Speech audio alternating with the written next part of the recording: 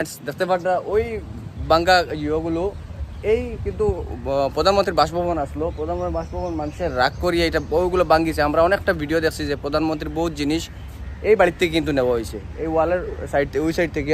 এই সাইডে আমরা আর্মি আছে আর এই সাইডেও আর্মি আছে, তো আমরা এই জিনিসগুলো দেখাইতে পারলাম না আর কি, নাহলে ইন সাইডে গিয়ে দেখাইতে পারলাম না।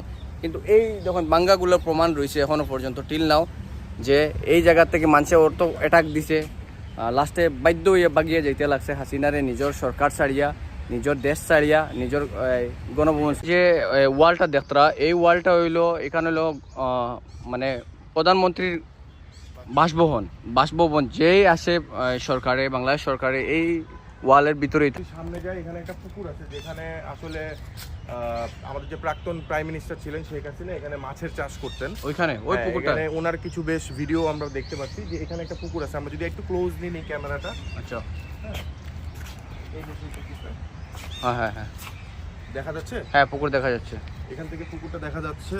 আর এটা এখন সবগুলা ইট এখানে ভাঙা, বিকজ আন্দোলনকারীরা এবং দেশের জনগণ আসলে, যদিও এটা আমাদের উচিত না সরকারি প্রপার্টি আমাদের নষ্ট করা উচিত না, সেটা যেই সরকারি থাকুক, এটা আমাদের দেশের প্রপার্টি, সো এটা কখনো এভাবে নষ্ট করা উচিত না। কিন্তু আসলে যখন একটা মব লিঞ্চিং শুরু হয়, যখন একটা প্রোটেস্টিং শুরু হয়, রেবেলস গ্রুপসরা থাকে, তখন আসলে এগুলো জাজ করা এতটা হয় না। কিন্তু এখানে আমরা দেখতে পাচ্ছি যে ভাঙা দেয়াল, এখানে পুরোটা যদি আমরা এখান থেকে যত এরিয়া যাব সবগুলা দেয়াল এখনো পর্যন্ত ভাঙা, এগুলো এখনো রেনোভেশন করা হয় নাই।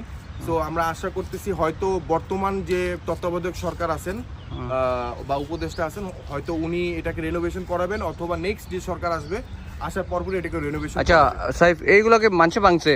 এগুলো সব মানুষের ভাঙা, এগুলো সব মানে চারিদিক থেকে সারা দেশের জনতা এই বাড়িতে অ্যাটাক দিছিল। ঠিক যেই দিন সরকার পতন হয় ঠিক সেই দিন সকাল থেকে তারা আর কি এই জায়গাটাতে করছে, মানে এই জায়গাটাকে।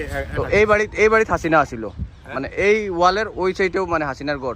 হ্যাঁ, এই সাইডে মানে এই ওয়ালের ওই সাইডে হচ্ছে যে কোনো সরকার বাংলাদেশে আসে তারা এটাকে সরকারি বাসভবন বলা হয়।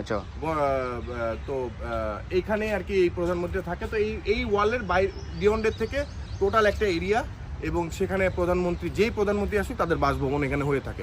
এবং এটা খুব heavily guarded, army and police থাকে। সো এখন বর্তমানে গার্ডটা কম, কারণ এখানে কোনো প্রধানমন্ত্রী এখন থাকে না, এখন রেনোভেশনের কাজও হয় না, ভিতরে অনেক ভাঙাচোরা আছে। কিছুদিন আগে হয়তো আমরা এখানে ঢুকতে পারতাম, এখন আর এটা কমপ্লিটলি আর্মিদের চলে আসছে। ওকে, থ্যাংক ইউ। দেখতে পাচ্ছি প্রত্যেকটা আমি একটু ভিডিও নিয়ে নেই।